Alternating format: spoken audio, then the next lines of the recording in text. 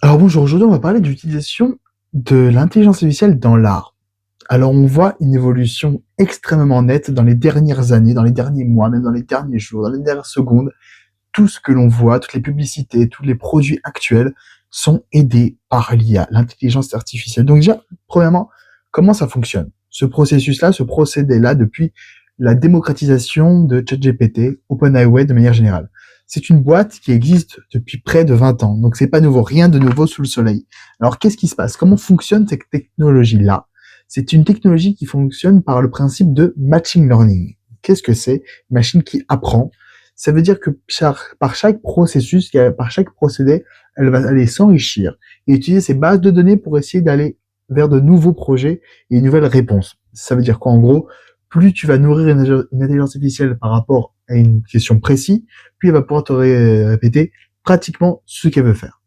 Ce qui m'intéresse beaucoup dans la manière que l'intelligence artificielle a de donner des réponses, c'est sa génération d'images. Parce qu'on va dire c'est là le côté le plus fantastique et le plus innovant et surtout le plus imaginé pour comprendre comment fonctionne une intelligence artificielle. Alors une image, pour nous, on voit une forme, des couleurs, un design, une harmonie, un côté artistique. Mais pour une machine, la machine ne voit pas ça. La machine ne voit aucune harmonie, ne voit aucun design, ne voit aucun côté artistique. Elle ne ressent pas quelque chose de beau. Par contre, elle va taper sur Internet, beau, dans Google Images, et voit tout ce qui est beau. Mais comment un ordinateur voit une image? Pour elle, ce n'est qu'un langage codé en binaire, en HTML ou en CSS, un langage informatique, et ça, elle peut comprendre. Toutes les images de la couleur jaune, par exemple, sont répertoriées et un langage informatique de toutes les couleurs jaunes. Et après, traduit par l'ordinateur, apparaît jaune sur nos écrans. Et même encore, c'est pas du vrai jaune sur l'écran. Comment ça fonctionne? Mais pour parler de manière plus large, par exemple, quand on écrit le mot maison, il va aller dans toutes les maisons, mais lui ne voit pas une maison, il ne voit pas une architecture. Il voit un langage informatique derrière chaque chose qui s'appelle maison. Comment fonctionnent les ordinateurs, les écrans d'ordinateur plus précisément? Comment on fait apparaître une couleur? Il y a un principe en science qui s'appelle la synthèse additive. Avec 3 couleurs primaires, on peut avoir n'importe quelle autre couleur. Donc, c'est soit le bleu, le vert et le rouge, ou soit un bleu plus clair qu'on appelle le cyan, le magenta, un petit rose et un jaune. Et quand on mélange ces 3 couleurs, on peut avoir tous les autres spectres des couleurs. C'est la même manière que fonctionnent les pixels sur votre ordinateur. Vous zoomez, et vous verrez, il y a 3 petites loupiottes, une rouge, une bleue et une verte. Et selon l'intensité de la rouge, selon l'intensité de la bleue et l'intensité de la verte, alors là, ça va faire apparaître une autre couleur. Mais donc la couleur, on la voit pas véritablement. C'est pas du vrai jaune. C'est un peu de rouge, un peu de vert qui va donner du jaune. C'est pas vraiment de l'orange. C'est pas vrai, c'est du rouge avec le fond blanc qui va donner un aspect d'orange. Mais il n'y a pas de véritable couleur. Lorsque l'écran nous donne une image. Ça donne une certaine leçon de vie. Pourquoi? D'où est-ce qu'on va tirer dans ça? Parce que, en réalité, nous, on voit le monde avec nos yeux, on le comprend avec notre cerveau, on l'entend avec nos oreilles, on a une odeur avec notre nez, par nos 5 sens, enfin même un petit 6e pour certains, pour les plus mystiques d'entre nous, où on voit ce que le monde veut qu'on voit de lui. Mais comment ça fonctionne de manière un peu plus spirituelle que ça? Si on a un petit peu la croyance que, dans un monde spirituel, il y a un impact dans le monde dans lequel on vit.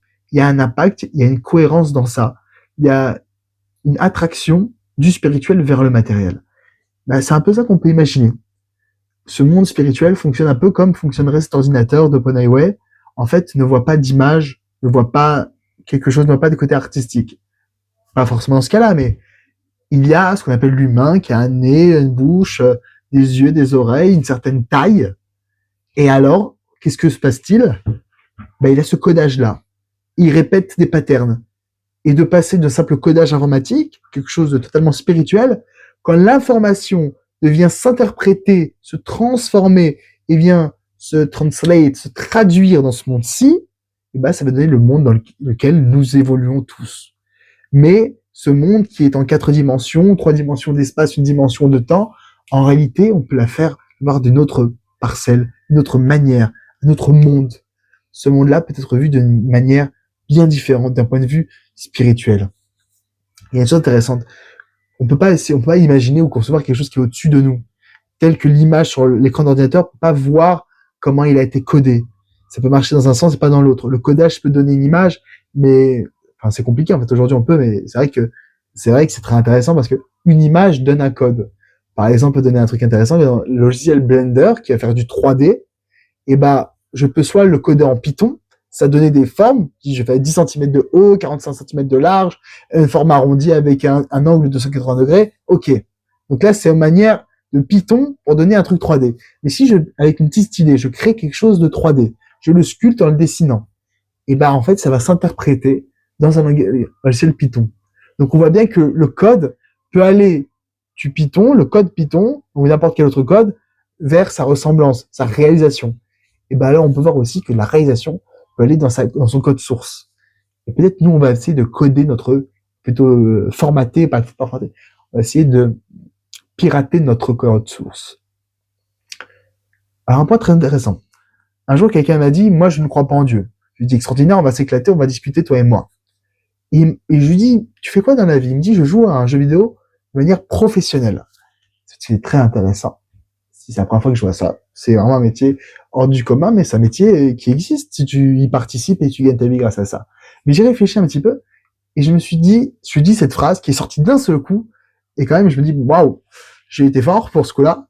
Je lui dis ta verticalité dans la virtualité t'empêche d'avoir je la répète, ta verticalité dans la virtualité t'empêche d'avoir une horizontalité dans la spiritualité. Je m'explique. Moi, j'ai trouvé ça extraordinaire quand j'ai réfléchi. Je me dis, une personne travaille dans la vie quotidienne, dans le matériel, a de l'argent véritable, et de cet argent-là, il le met dans un monde virtuel. Il n'achète pas un jeu, pas dans ce jeu-là, mais il prend de l'argent et il achète des pièces virtuelles dans ce monde virtuel. Il achète des bitcoins, en espérant peut-être que ce bitcoin-là qui est dans ce monde virtuel va pouvoir avoir un impact dans sa vie matérielle. C'est très intéressant, parce que c'est un peu le principe de la foi. Moi, j'achète de ma vie matérielle des biens, je donne des prières, des louanges, qui va vers un monde spirituel. Mais ce monde spirituel peut être aussi bien virtuel pour quelqu'un qui ne croit pas. Mais pour quelqu'un qui ne croit pas dans un monde spirituel, mais qui vit son vie dans un monde virtuel, alors comment ne peut-il croire qu'il n'existe pas un monde spirituel, puisque lui, il y vit? C'est un point intéressant. C'est un point intéressant, vivre dans sa virtualité. Ma spiritualité peut être aussi virtuelle que plein de virtualités dans lesquelles beaucoup de gens vivent. Alors c'est quoi la différence entre la virtualité des uns et la virtualité des autres? Parce qu'on peut voir vraiment que mon propre notion du virtuel peut être biaisée par rapport à la vision d'une autre personne. Ma spiritualité qui est d'une réalité, bah moi je vois ces virtualités de l'autre comme une non-réalité. Alors peut-être pour moi c'est faux, peut-être pour lui c'est faux, mais où est la vérité dans tout ça? La vérité, on peut pas vraiment la voir, on peut pas vraiment la toucher. Ce qui est le plus intéressant, le plus important, c'est comment moi, dans ma vie, je peux essayer d'avoir un impact sur ça. Si je dis que, alors, ça vaut le coup de mettre des pièces que j'achète dans le vrai monde, dans un monde matériel, dans mon monde virtuel, alors là, si ça me provoque du bien, ça provoque quelque chose qui fait de moi un homme complet, alors rien ne m'empêche de le faire. Et c'est la même chose pour le côté spirituel. Spirituel, je te donne de mes propres forces, de mes forces matérielles, et je vais le donner dans un monde spirituel. Alors, le moment où il y a une limite, c'est quand on ne voit aucune attraction d'un monde vers l'autre. Je suis totalement bouché. Je suis dévoué et je donne tout mon matériel dans ce spirituel ou dans ce virtuel. Ça s'appelle avoir une addiction. Je me laisse abandonner par ce que je crois, par ce que je ressens. Et c'est quelque chose qu'on ne veut pas avoir arriver jusqu'à ce stade-là. Être abandonné dans son jeu vidéo jusqu'à s'oublier soi-même. Ce n'est pas un objectif, c'est pas ce que l'on veut. Si tu veux que ce monde virtuel t'apporte quelque chose pour toi, c'est bien. Si c'est comme ça que tu vois ta vie, alors très intéressant. Ça t'apporte parce que lui aussi, parce que tu lui apportes. C'est dans les deux sens. Mais quand tu fais un don de toi tellement fort que tu n'existes plus, alors là, on vient toucher quelque chose qui est hors de propos. C'est un peu ce côté-là aussi pour le monde spirituel. Je donne ce monde spirituel parce que je suis reconnaissant, parce que j'aime, parce que je ressens, mais aussi il faut que ce monde spirituel, il m'apporte pour moi-même, il faut qu'il me construise, il faut que j'existe véritablement pour moi. Et c'est un petit point pour ça. Dans la vie de chacun, on doit se construire, on doit se réaliser. L'objectif de tout à chacun, le but dans ce monde, c'est sa propre réalisation, c'est se connaître, savoir ce que j'aime, savoir ce que je n'aime pas, savoir ce que je veux faire, ce que je ne veux pas faire, se connaître tout simplement, connaître ses forces, connaître ses angoisses, connaître ses faiblesses, et connaître aussi ses ambitions, ses envies, ses rêves. Ça, c'est le but de chaque individu. On doit apprendre à se connaître. Mais après, se connaître, ok, moi, je sais que j'arriverai jamais à ça. C'est pas une connaissance de savoir que je n'y arriverai jamais. Moi, je sais très bien que je ne comprendrai jamais ça. C'est pas ce qu'on veut, c'est pas ce qu'on t'a demandé. On ne veut pas connaître tes limites, que tu penses avoir des limites. On veut que tu les connaisses pour ensuite les dépasser. On veut que tu sois un plus grand toi-même. On veut que tu sois plus haut que toi-même. On veut que tu sois encore plus fort que toi-même. La réalisation, c'est prendre tous ces défauts et les transcender. D'ailleurs, en réalité, c'est quoi un défaut? C'est une qualité à l'extrême. Quelqu'un a un très très bon dialogue, parle bien avec les gens. Son défaut, il est bavard. Oui, mais l'un ne va pas sans l'autre. Une personne fait très très bien son travail, son défaut, il est très très tatillon. Mais l'un ne va pas sans l'autre. La qualité, quand il est poussé à l'extrême, ça devient un défaut. Donc le défaut n'est pas en réalité un problème. C'est l'expression maladroite de ta qualité. Mais donc cette qualité, elle mérite d'être évoluée, transformée, pour pouvoir donner ton identité personnelle et vivre selon tes qualités propres et entières.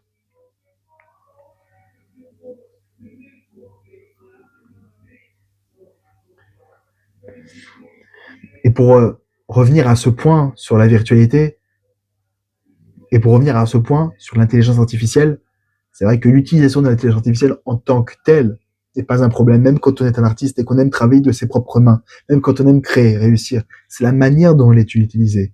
Si elle est utilisée pour transcender son propre travail, si c'est pour aller encore plus loin, pour avoir une meilleure imagination, pour être une meilleure réalisation, alors là, cette intelligence artificielle-là aura été bénéfique pour l'humanité.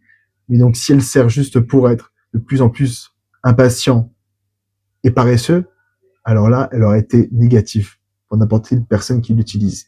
Mais c'est à tout à chacun de connaître ses limites, ses forces, ses faiblesses et pouvoir les transcender. Si ce sont des outils qui existent, alors ils doivent être utilisés. Cette intelligence artificielle peut vous aider, alors aidez-la aussi. Vous donnez le meilleur de vous-même pour que lui puisse juste vous aider à vous pousser vers le haut. Voilà, très bien.